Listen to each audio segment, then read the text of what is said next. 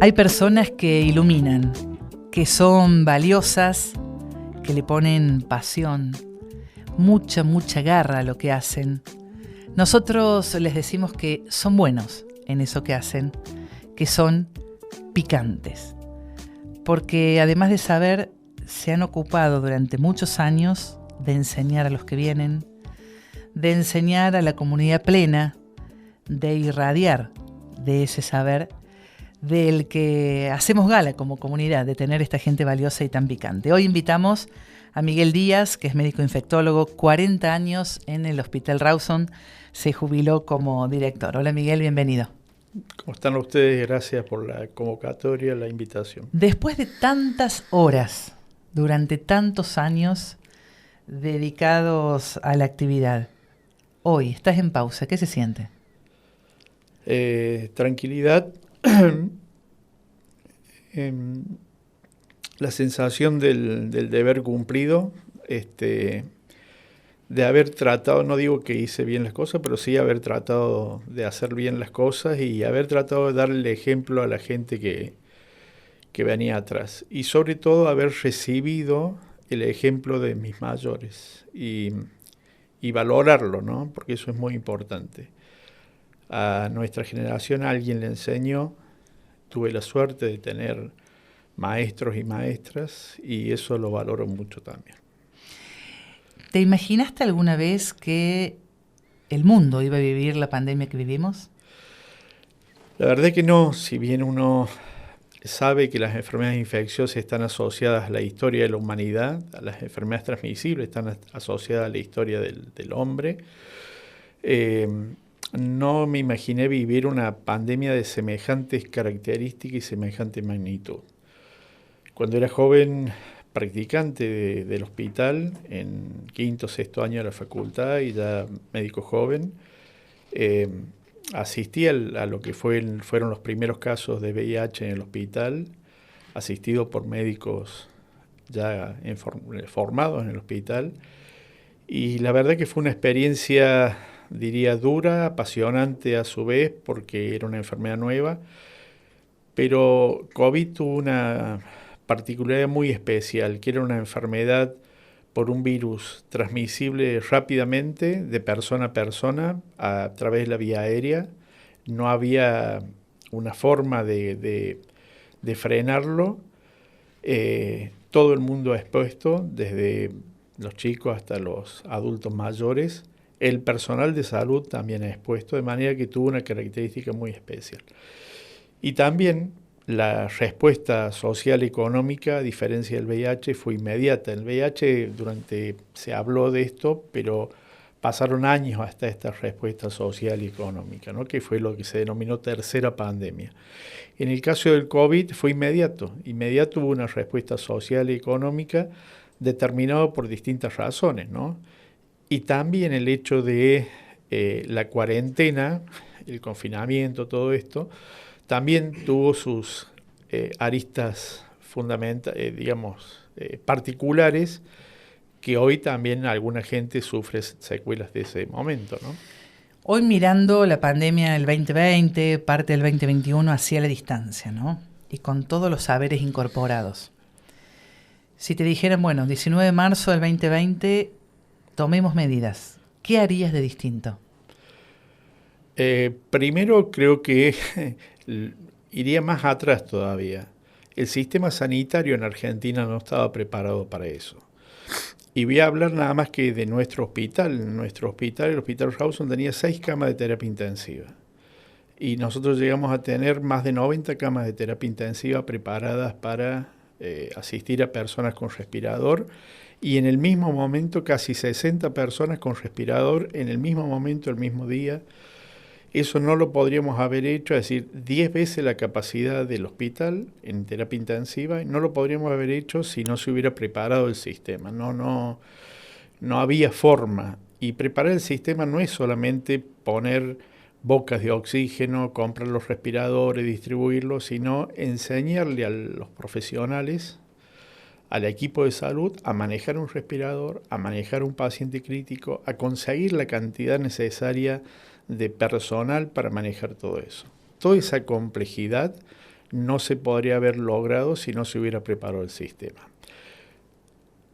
Con el diario del lunes, como se dice siempre, uno puede decir, bueno, a lo mejor no tendría que haber durado tanto, y puede ser, pero creo que la cantidad de vidas que se salvaron preparando el sistema de salud fue. O sea, la cuarentena temprana fue, a tu juicio, para preparar el sistema de salud. Sí. No me cabe duda que al menos nosotros lo empleamos para eso, ¿no? Preparar el sistema, preparar el hospital para lo que venía. Y felizmente lo pudimos hacer, ¿no? Si no lo hubiéramos hecho, no hubiéramos tenido los resultados que tuvimos. A pesar de que se murió gente, creo que se hubiera muerto mucho más gente, ¿no? Uno conversa con quienes han perdido familiares, gente allegada y muy querida en la pandemia. Imagino para el equipo de salud presenciar, ¿no? esa muerte en soledad absoluta. ¿Cómo te repones? ¿Cómo salís de eso? Los médicos de terapia intensiva del hospital pasaron por muchos momentos, ¿no? Momentos de angustia, momentos de mucha presión, de tristeza. Yo recuerdo días que nos contaban, yo estaba en la dirección, ¿no? Que los médicos nos contaban que en el pase de sala se largaban a llorar los médicos porque se habían muerto 4, 5, 6 pacientes, ¿no? Y que muchos de ellos eran gente joven, estoy hablando pre-vacuna. Y no solamente eso, sino el miedo y el temor del equipo de salud a contagiarse y a la incertidumbre de lo que podía pasar. El hospital tiene una característica que la mayoría son profesionales del equipo de salud, son mujeres, ¿no? Muchas de ellas madres solas, digamos, sin su pareja por distintos motivos, y tenían que hacer frente a todo esto, ¿no? Y con la posibilidad de contagiarse y morir, porque nosotros recibíamos ya información del hemisferio norte de que el equipo de salud padecía esto, se enfermaba y algunos fallecían. Entonces todo esto se tuvo que trabajar también sobre los miedos, sobre los temores, sobre las angustias. Bueno, ha sido todo un proceso ese. El impacto para un médico que se muere una persona y se muere una persona joven que lo ha estado viendo y ha estado hablando con él es realmente muy fuerte, muy, muy fuerte. ¿Cuántas personas conforman el equipo del Rawson? Y en plena pandemia, porque nos hicimos cargo del hospital modular también, teníamos 1.200 empleados más o menos en total, y en este momento, para el final de la pandemia, teníamos 700, casi 800 personas trabajando. ¿Fallecieron colegas? Colegas activos no, hubo colegas que estuvieron mal, y sí se falleció un colega familiar aparte mío, ya jubilado, pero falleció por COVID. Y fallecieron algunos familiares de empleados del hospital, ¿no? El Rawson originalmente no se pensó como institución de referencia para el COVID, pero terminó siéndolo. El Rawson ni siquiera se pensó como un hospital, ¿no?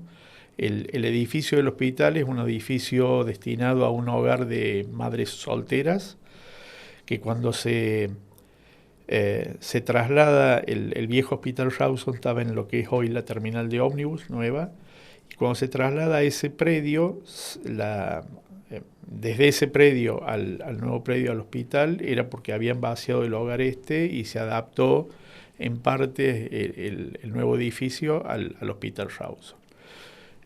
Pero no está construido como hospital. Entonces, no solamente se tuvo que adecuar a lo largo de los años que yo he estado en el hospital, sino previamente toda la infraestructura del hospital. Y se sigue adaptando, ¿no? Lamentablemente no se ha hecho lo que se debería hacer con el hospital Rawson, o como se llame, un hospital realmente pensado, diseñado, construido para este tipo de enfermedades, para enfermedades infecciosas, ¿no? También esto se discute en todo el mundo, porque hay quienes dicen que no se pueden hacer hospitales monovalentes, sino que deben ser polivalentes. Bueno, la pandemia demostró que, como lo demostró la pandemia de VIH también, que estos hospitales van a seguir existiendo, ¿no? Entonces este pensamiento moderno, entre comillas, de hospitales polivalentes, apuntando a la infectología moderna y toda esta cuestión que en algún momento se habló, estas enfermedades rebaten ese argumento, ¿no? ¿Y cómo imaginarías o qué debiera tener el Rawson para que esté a la altura de las circunstancias? ¿Cómo debiera ser? Y han habido varios proyectos de refuncionalización y hacer nuevas varias partes del hospital. Seguramente lo ideal sería, yo siempre empezar de cero. Digo, dejen la fachada, volteen todo y hagan un hospital nuevo. Probablemente no se pueda hacer, pero creo que sería hasta justo que el hospital tuviera un edificio acorde a las necesidades de la infectología de hoy, ¿no? ¿Y la política nunca lo incorporó en el radar? Siempre ha estado el proyecto. Antes que nosotros nos fuéramos, dejamos un proyecto hecho, teóricamente aprobado por Obras Públicas de la provincia para su construcción. Así que, digamos, para su remodelación y refuncionalización, así que esperemos que lo hagan, ¿no? En pleno COVID, ¿cómo era tu jornada? ¿Cómo era la jornada del hospital? Y para muchos, ¿no? La jornada empezaba muy temprano. Primero que el hospital, esto siempre lo digo, ¿no? El hospital no cierra. El hospital no hay una llave, no hay una puerta que uno diga no es un shopping, no cierra. El hospital trabaja las 24 horas del día, los 365 días del año. Si vos decís, bueno, hoy hay que cerrar el hospital y habría que inventar una llave del hospital para cerrar esa puerta, porque el hospital trabaja como todos los hospitales, ¿no? Entonces, en los turnos que hay diariamente, el turno más fijo es el del personal de enfermería, son 3 turnos, y los médicos, bueno, de acuerdo a su horario, van cubriendo los distintos días de la semana, ¿no? Bueno, la mayoría de nosotros trabajaba, es decir, el equipo de conducción del hospital, no solamente la dirección, se llamó un equipo de conducción de crisis, de contingencia se llama, y ese equipo trabajó con los jefes de sala, trabajó los 7 días de la semana, de lunes a lunes, ininterrumpidamente. Al principio teníamos estos equipos espejos, qué sé yo, pero cuando ya, digamos, la situación era de tal magnitud que no se podía, bueno, todo el mundo trabajaba, ¿no? Pero no había de resguardo, como en un momento se intentó. En algún momento sí, pero después, bueno, por contagio, por cansancio, no se tomaban vacaciones, seguían trabajando. Realmente hay que sacarse el sombrero para este equipo de salud que de héroes en algún momento pasaron también a ser como villanos, ¿no? Es decir, rechazados, expulsados, maltratados también por muchos. Bueno, yo creo que deben ser reconocidos como los verdaderos héroes y heroínas de esto. Fueron los médicos, enfermeras, fisioterapeutas, bioquímicos, técnicos de laboratorio, de bioimagen que trabajaron, y también la gente de limpieza, la gente de racionamiento de cocido. Es decir, hubo todo un compromiso muy, muy importante de todos para hacer esto, ¿no? ¿No llegó ese reconocimiento a tu juicio o llegó y pasó? Creo que llegó y pasó, ¿no? Creo que en algún momento, bueno, nuestros ministros, los 2 ministros que tuvimos, Cardoso, Barbás, los reconocieron públicamente pero creo que debería ser mayor. Por eso cuando a mí me reconocen alguna cosa, creo que no es el reconocimiento a mí particularmente, sino a todo el equipo de salud. Que por otra parte hay una cuestión muy importante: para que el Hospital Rawson o el polo sanitario hiciera lo que hizo, el resto de los hospitales también tuvo que hacer otras cosas, ¿no? Es decir, el Hospital Córdoba, el Hospital Misericordia, todos en algún momento se plegaron a atender la pandemia. Pero cuando podíamos contener nosotros el San Roque, Hospital de Niños, Hospital Florencio Díaz en lo que es maternidad, los otros hospitales se ocupaban de la patología prevalente, incluyendo la nuestra. Entonces creo que esto también merece el reconocimiento. Por eso digo, todo el equipo de salud debería ser reconocido en esto. Se llegó a decir en algún momento, lo he escuchado en la pandemia, si estás en una situación extremadamente grave, al lugar al que hay que ir es el Rawson, por encima de cualquier otra institución. Sí, yo creo que todo el equipo de salud provincial se preparó para esto. Lógicamente, la gente se autorreferencia al Rawson, ¿no? Y el Rawson es como una referencia en esto. Bueno, nosotros en el Rawson nos formamos para esto, nos preparamos para esto, es lógico que sea así. Ahora, no solamente el Rawson atendió pacientes COVID, todos los hospitales, todos los centros asistenciales públicos y privados atendieron COVID, ¿no? Sin entrar en ánimo de juicio ni hacer valoraciones políticas, ¿la vacuna llegó a tiempo? Probablemente podría haber llegado antes. Ahora me consta que era muy difícil adquirir la vacuna. Era muy... la logística era muy difícil. Me tocó ir a una, y lo cuento porque me parece que es importante, a una reunión en Buenos Aires, ya pasado 3 años del inicio de la pandemia, ¿no? Y habían invitado a el gerente de Aerolíneas Argentina, de Correo Argentino, de la fábrica de respiradores de Córdoba. También otra fábrica de respiradores de Córdoba, tuve la oportunidad de escucharlo ahora en un congreso que hicimos a fines del año pasado en Córdoba, de infectología. Y realmente la logística que se empleó también necesitó tiempo. Simplemente como ejemplo, me contaba el gerente de aerolíneas que tuvieron que trazar rutas nuevas para ir a Rusia, tuvieron que trazar rutas alternativas por las dudas, tuvieron que ver cómo la tripulación se mantenía en el avión porque no podían bajar, sino que se mantenía en el avión. Eran 40, 50 personas tripulantes nada más, que dormían 3 o 4 días en el avión para poder... El avión, digamos, debía prepararse con autorización de la fábrica para que se sacaran los asientos, en fin. Y contaba como anécdota, que la cuento yo ahora como una anécdota, que llegaron un día feriado, domingo, a Moscú, o a donde tenían que ir a Rusia, y se les pinchó el neumático del avión.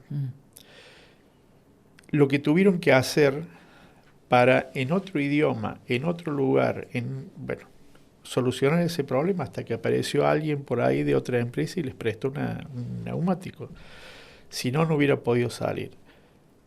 La distribución que creo que tuvo la vacuna en la Argentina fue también gracias al correo argentino. A todos lugares llegó en el mismo momento, lugares muy, muy lejanos llegó en el mismo momento, y creo que eso también se debe reconocer, ¿no? Más allá de lo político. Puede ser que un mes antes, un mes después, Chile vacunó antes. Sí, o Pfizer en su momento, no solamente la Sputnik. Sí, puede ser, pero Pfizer pedía una serie de, y esto es real, ¿no? Una serie de condiciones para venderle a la Argentina las vacunas. Y también nosotros decíamos cuando empezamos a estudiar la respuesta a la vacuna, en el mismo Hospital Rawson, que realmente la respuesta a la vacuna había sido muy, muy buena, con muy pocos efectos adversos, y eso lo pudimos medir nosotros, que fue otra cosa que logró la pandemia, que sobre la marcha nosotros pudiéramos hacer estudios de campo, estudios de respuesta a distintas cosas en el mismo momento que iban sucediendo las cosas y publicarlo aparte, cosa que no había sucedido con otras enfermedades, ¿no? ¿Te contagiaste de COVID? Me contagié el año pasado, casi como en mi consultorio privado, casi por un descuido, pero no en el momento de la pandemia. Nos cuidamos muchísimo entre nosotros, cada uno cuidaba a su compañero, ¿no? Me hacía acordar a estas cuestiones de las guerras espartanas y que cada uno, espalda con espalda, cuidaba al otro que no le pasara nada. Bueno, más o menos así fue. Y ahora, dengue. O sea, saliste de una, no te toca estar ahora al frente del hospital, pero hay como un agobio en la población por decir otra vez otra cosa. ¿No palpás eso? Sí, y lo vamos a seguir teniendo, ¿eh? Cuando salgamos del dengue tendremos las enfermedades respiratorias. Hay una publicación muy interesante española que habla de las enfermedades infecciosas dentro de 50 años, y lo que va a pasar con todo esto, ¿no? Es decir, nuevos virus, dengue existe desde hace mucho tiempo, pero es una enfermedad emergente, se llama, o reemergente. Va a haber enfermedades reemergentes, va a haber nuevas enfermedades, nuevos virus. La resistencia a los antibióticos es un problema grave, muy grave, que se va a venir cada vez peor, con infecciones bacterianas que son difíciles de tratar porque no hay antibióticos disponibles. Entonces todo esto va a ser una realidad si no hacemos algo en pocos años, ¿no? Influenciado todo por el cambio climático, que es otra realidad también. ¿Y cómo influye el cambio climático en las enfermedades infecciosas, ¿no? Entonces sí, es cierto, la gente está agobiada, pero es que lo vamos a tener. Y creo que los mensajes deben ser preventivos, ¿no? Es decir, hagamos algo porque si no se nos viene la noche en todo esto. ¿Hagamos algo como qué? ¿Qué debiéramos hacer? Y yo creo que el tema de concientizar a la población, de saber que, por ejemplo, el mosquito crece en nuestras casas y se debería erradicar, perseguir cambio de conducta en la transmisión de algunas enfermedades. Todavía seguimos teniendo contagio de VIH, todavía tenemos contagio de enfermedad de transmisión sexual que se previene con un preservativo. Entonces yo creo que debemos seguir y perseguir cambios de conducta. Y esto es una cuestión de educación, de comunicación, donde el Estado, a mi juicio, debe estar muy presente. Esto es una responsabilidad del Estado de que las personas, de que la población le llegue mensajes claros a fin de prevenir. Un ejemplo de esto es el mensaje claro que no está llegando de la vacuna para dengue, ¿no? Es decir, se discute en un montón de lados y recién hace 15 días se reúnen los ministros de salud de todas las provincias para discutir esto. Me parece que el Estado debe ser el ente rector y regir algunas cuestiones porque es responsable y es el que debe garantizar todo esto, ¿no? ¿Y cuál debiera ser el mensaje hoy respecto de la vacuna? Yo creo que debería salir de un consejo consultor o lo que sea, de parte de los ministros también, o de quienes asesoren a los ministros. A mi juicio, hoy la vacuna tiene algunas condiciones para ser administrada. Primero, que la mejor respuesta vacunal es en quienes ya tuvieron la infección. Pasado 3 meses de la infección es la mejor, o hasta 6 meses, incluso más. Y también a la población que más circula, que eso es lo que dicen todos los papeles, ¿no? Que es la población joven, más allá de que los extremos de la vida están más comprometidos. Pero seguramente lo que se debería sugerir es aquellas personas que ya tuvieron infección, pasaron 3 meses, se debe vacunar. En las personas más expuestas y más vulnerables, y esperar, o mejor dicho, vacunar antes de la próxima temporada de lluvias, ¿no? ¿Y crees que los estados van a asumir esta política como política pública, la vacunación, ahora en el invierno? Y yo creo que la deberían asumir de alguna forma, ¿no? Argentina tiene una tradición en lo que es inmunización y vacuna, es uno de los países, no de ahora, desde hace muchísimos años, que se ha mantenido como política de Estado a pesar de los cambios de gobierno, ¿no? Entonces, creo que esto hay que aprovecharlo. Argentina tiene esa tradición, la gente adhiere a los programas de vacuna, por lo tanto el Estado debería de alguna forma garantizar esto también, al menos para la población de mayor riesgo y es donde el dengue, el virus va a circular en forma endémica, ¿no? Uh-huh. Porque hay lugares, a lo mejor, bueno, Tierra del Fuego, no sé, que a lo mejor no tiene circulación endémica, bueno, no sería la población objetivo, pero sí hay lugares donde el virus circula todo el año y esa debería ser parte de la población objetivo. Ahora, ¿debe ser el Estado Nacional el que concentre todo esto o en función de que la salud es una competencia de las provincias, cada una debiera también, si es endémico o no, cuán expuesto está al virus, hacerse cargo? Está bien, pero digamos, el Estado Nacional no puede mirar para otro lado en una cuestión que debiera ser federal, ¿no? El programa de vacunación de inmunización argentina siempre fue federal, siempre fue nacional y no debería dejar de serlo. Más allá de que la provincia pueda comprar, las provincias puedan comprar, creo que Corrientes compró ahora, adquirió para vacunar, pero creo que el Estado debería ser el rector en esto, ¿no? El Estado tiene la potestad y tiene la capacidad para hacer esto. Estamos conversando con Miguel Díaz, médico infectólogo, la persona de referencia del Hospital Rawson. Hacemos una pausa, ya volvemos aquí en Gente Picante. Las siguientes empresas acompañan a Gente Picante.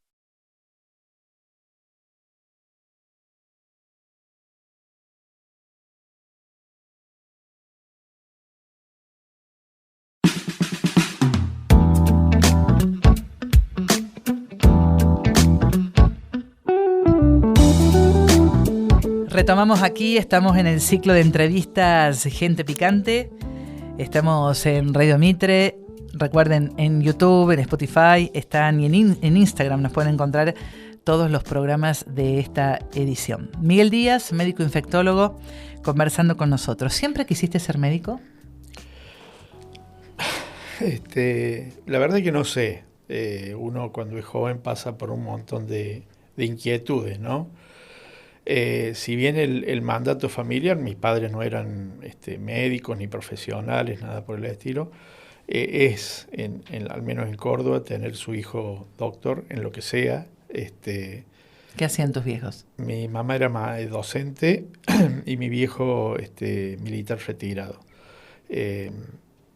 Pero laburantes, digamos, ¿no? Laburantes. Me acuerdo fuimos a vivir a la casa de mi viejo, el piso era de tierra, digamos, la construyeron con nosotros adentro, con mi hermano ya fallecido. Gente de clase media baja, que se fue posicionando y quedó en clase media, como todos nosotros. Y creo que sí, había algún mensaje subliminal a lo mejor, pero quien me impulsó a elegir esta carrera, que siempre me gustó la biología, me gustaba también mucho las materias sociales, pero las materias relacionadas con la biología me gustaban mucho. Fue un profesor del secundario que una vez hablando nos daba biología, pero era médico, me dijo, no, bueno, tenés que estudiar medicina. La investigación, a mí me gustaba la investigación. La investigación acá no es posible y es mejor hacerlo como médico o alguna especialidad afín, una carrera afín. Así que bueno, me decidí por medicina. ¿A qué secundario ibas? Al Montserrat. Los 3 primeros años de la carrera de medicina no me gustaban. Es más, en algún momento pensé en dejar la carrera porque no la encontraba. Y recién en 4º año, una materia que se llamaba semiología, que era ya el tocar al paciente, ver al paciente, revisarlo, preguntarle. Ahí me empezó a gustar con una docente en el viejo Hospital San Roque, muy brava, pero que nos enseñaba muy bien y bueno, me apasionó esa materia y creo que ahí fue un clic. Pero el gran clic fue un día que pasé en la sala principal del viejo San Roque, había un cartelito que decía, se solicitan practicantes para el Hospital Rawson. Y allá fue, sin saber dónde era el Rawson y qué era ese edificio que en algún momento había pasado por ahí. Y bueno, entré y dije, bueno, este es mi lugar en el mundo. Y ¿Quién ahí encontraste? Gente. Gente, no, los médicos, médicas, enfermeros te ponían esa distancia entre el estudiante y el profesional. Enseguida te acogían, te enseñaban, te guiaban. Y aparte, la dedicación de todo este equipo de salud hacia las personas, ¿no? Yo no lo había visto en otro lado, a pesar de que no habían dado mucho en distintos hospitales por la carrera, pero ese ambiente tan humanístico, tan humano del hospital, me gustó mucho. Y creo que por eso elegí quedarme ahí. Lo de infectología, me quedé.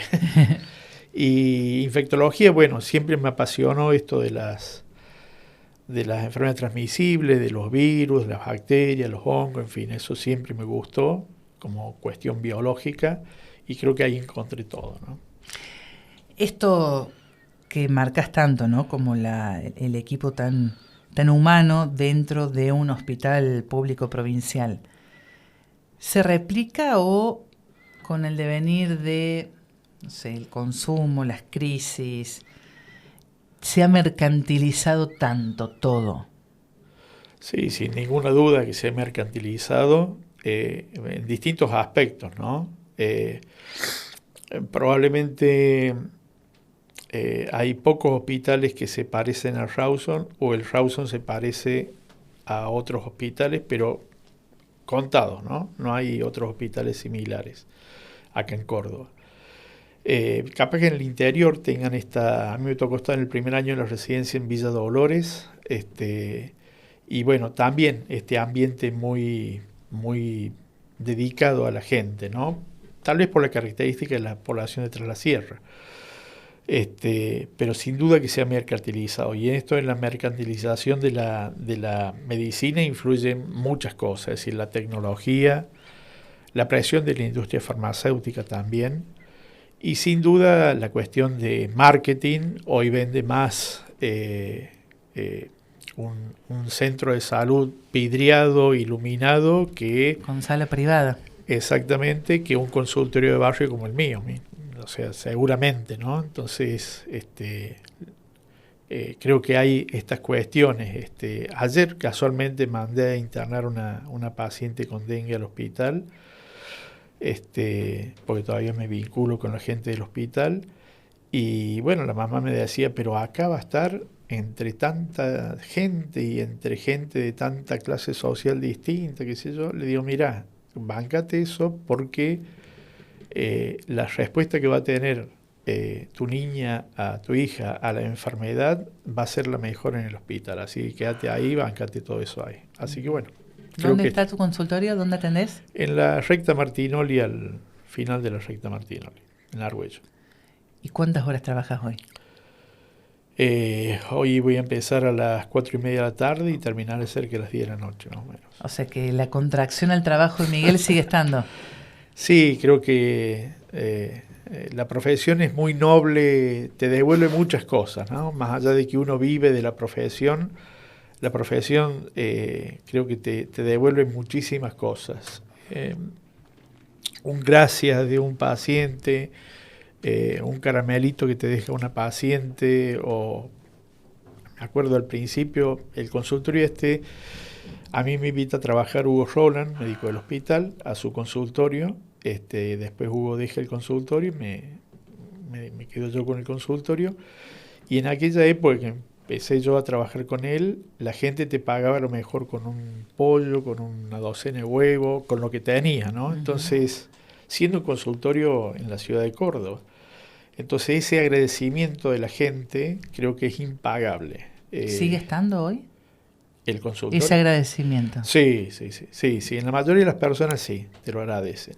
Y creo que también, y esto es una enseñanza para los médicos jóvenes, darle tiempo a cada persona que va al consultorio. Cada persona es una entidad distinta, es decir, no son enfermedades, sino cada persona tiene una situación particular, que a lo mejor la expresión es la angina, la fiebre o lo que sea que tiene esa persona, pero tiene un trasfondo de esa persona que también hay que investigarla, que hay que hablar, que hay que darle tiempo y sobre todo revisar a los pacientes. Hoy la medicina que vos me decías mercantilizada hace que muchas personas en el sistema de salud no sean revisadas correctamente. Porque sí, 10 minutos no hay manera. Porque hay que lograr un número, hay un slot que se llama por paciente, la producción y todas estas cuestiones que hace que se olvide la parte humana de la gente, ¿no? Ahora, el gobernador Yarlora cuestionó en los equipos de salud de la provincia la falta de productividad. En general, no se refiere al Rawson, ¿no? Sino en general. ¿Pasa eso? Puede ser que pase en algunos lugares, no lo discuto, pero también, digamos, cuando uno habla de productividad no puede valorar con la misma vara todo, ¿no?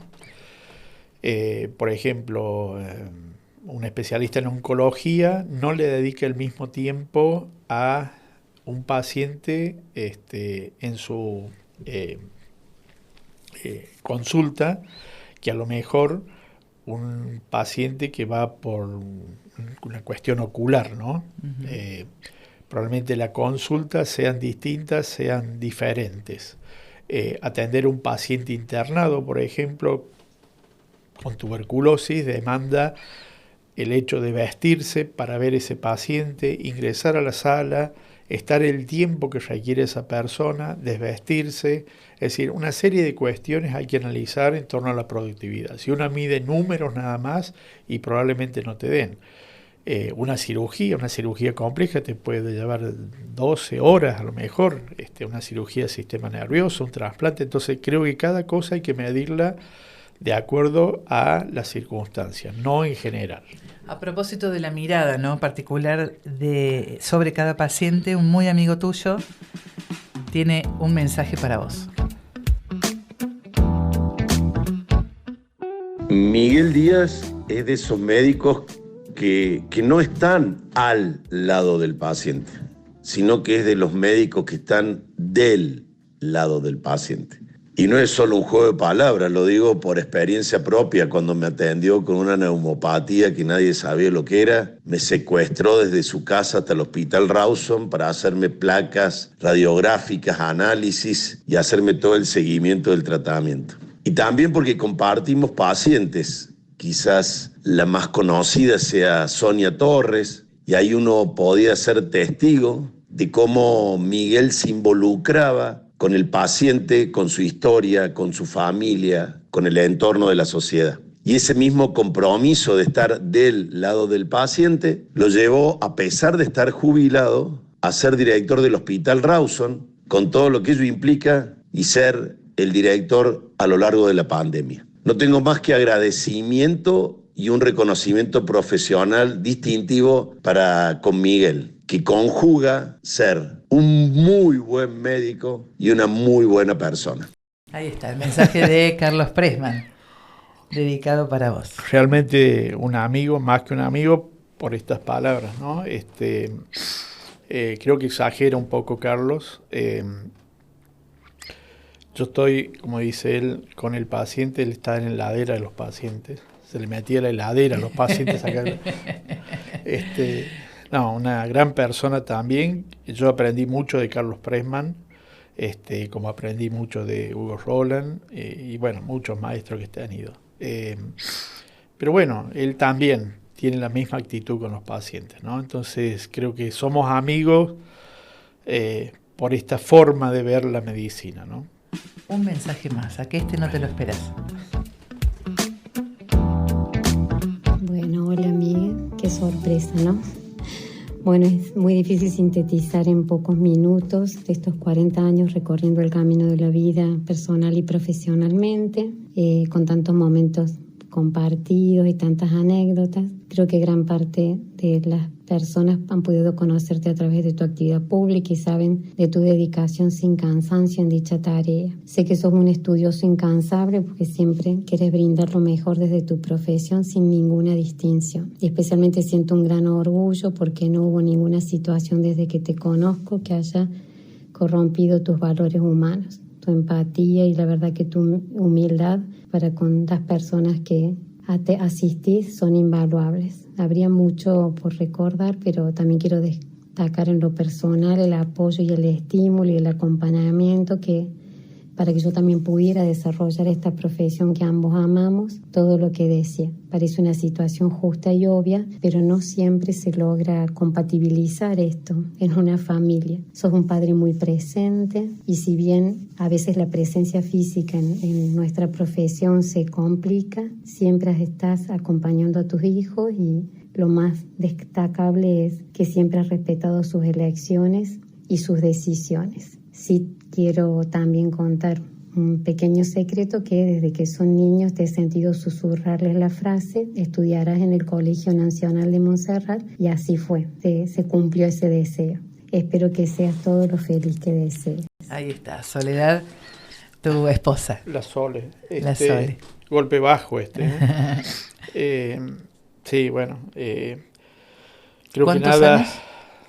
Y desde la conozco de 1986, nos casamos en el 88 y seguimos. Sí, creo que nada hubiera podido hacer sin el apoyo de ella, ¿no? Es una gran madre, una gran persona, una madraza para sus hijos y sobrinos y sobrinas, en fin, y una médica excepcional también. Sí. ¿Cuántos hijos tienen? 2 hijos, un varón, Tomás, y Consuelo, la más grande. ¿Y han seguido medicina o no? No. Fíjate vos que... Por eso de las libres elecciones. Sí, las libres elecciones, y creo que esta cuestión de vernos a nosotros tan involucrados en la carrera, con tantas horas dedicadas a la profesión, guardias, fines de semana que uno u otro hacía guardias en el interior, creo que los hicieron ir por otro lado. Siempre hablamos con mi esposa de por ahí un domingo, a lo mejor yo trabajaba hasta el domingo al mediodía, trabajaba en el consultorio y a veces al principio hasta dormía en el consultorio, ¿no? Teníamos una pieza y ahí dormíamos por la demanda de la gente. Uh-huh. No había sistema de emergencia, no había ambulancia, estoy hablando de los principios, fines del 80, principios del 90. Y los domingos por ahí estábamos libres, a lo mejor ya viviendo en Argüello yo en mi casa, nos golpeaban la puerta o tocaban el timbre, algún paciente que había que salir a ver. Así que ya el almuerzo se perdía, se interrumpía y ya no era lo mismo. Entonces creo que mi hija y mi hijo vivieron eso, mamaron eso, y creo que decidieron por otra profesión en base a eso también, ¿no? Y a vocación de ellos, seguramente. A pesar de tantas horas, ¿te juzgaste, te considerás buen padre? Creo que sí. Creo que sí. Creo que he sido un buen padre. Seguramente ellos, mis hijos, dirán con el tiempo si fuimos o no fuimos buenos padres. Lo que sí estoy seguro que tuvieron una excelente madre. Eso sí. Te voy a hacer un ping-pong de preguntas así rapidito. Me hace emocionar. ¿Cuántos buenos amigos tenés? De los buenos. Pocos. Soy de seleccionar mis amigos o, digamos, considerar mis amigos a poca gente. Te diría 5 o 6 amigos. Mis amigos del secundario.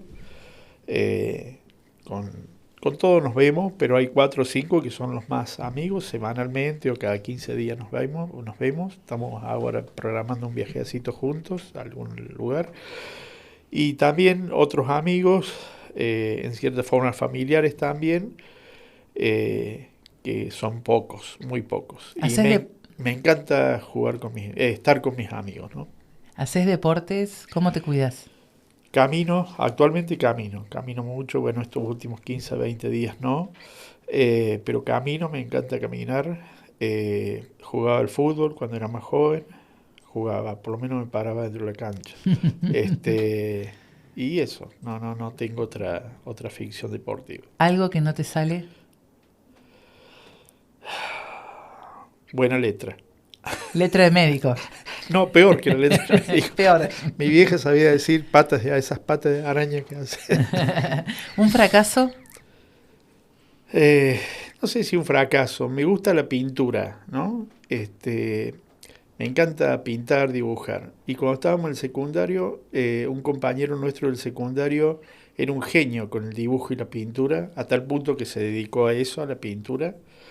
Es actualmente uno de los maestros de la pintura argentina, Claudio Bollino, que se fue a estudiar a Europa, bueno, en fin,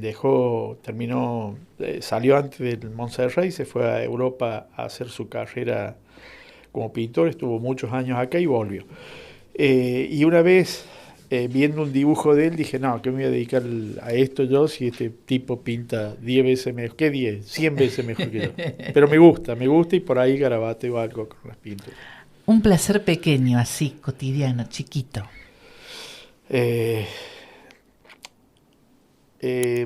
una reunión, un vaso de vino con los amigos, una reunión con un amigo, un mate con mi familia o con algún amigo. ¿Una comida de la infancia?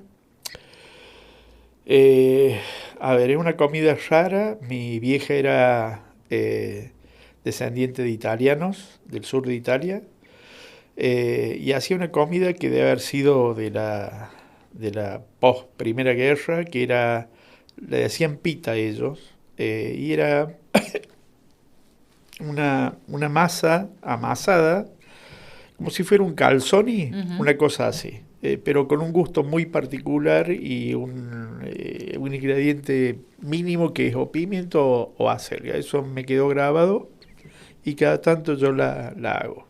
¿Qué música escuchas? De todo, me encanta la música. ¿La todo. nueva también, la moderna? No, esta música electrónica y esta, no, eso no me seduce, pero sí la música que yo la entienda, que me gusta y de todo, ¿no? Desde tango hasta clásico, cualquier cosa. ¿Sos gruñón? Por ahí sí, en el hospital me conocen como gruñón, sí. ¿Lavás Sí. los platos? A veces, pocas veces. ¿Amarrete o gastador? No guardo la plata. Diría que soy práctico en esto de la plata, ¿no? No despilfarro, no tengo vicios con respecto a la plata, pero creo ser generoso en términos de dinero, ¿no? ¿Qué haces cuando un problema te agobia? Cuando algo te pesa. Lo pienso y trato de resolverlo. ¿Messi o Maradona? Maradona, ambos, pero Maradona primero. ¿De qué no sabes nada de nada? De motores de auto, probablemente, y no me acuerdo, otra cosa. ¿Qué le dirías a tu yo en 15 años? En 15 años A tu futuro yo. tendrías que haber cuidado más tu físico. ¿Te pasa factura? Y empieza a pasar factura, ¿no? Uno tiene que empezar a cuidarse de esto, de aquello, tomar la pastilla de la presión, de esto otro, bueno, en fin. Creo Tenés que sí. 63. ¿No eras demasiado joven para jubilarte?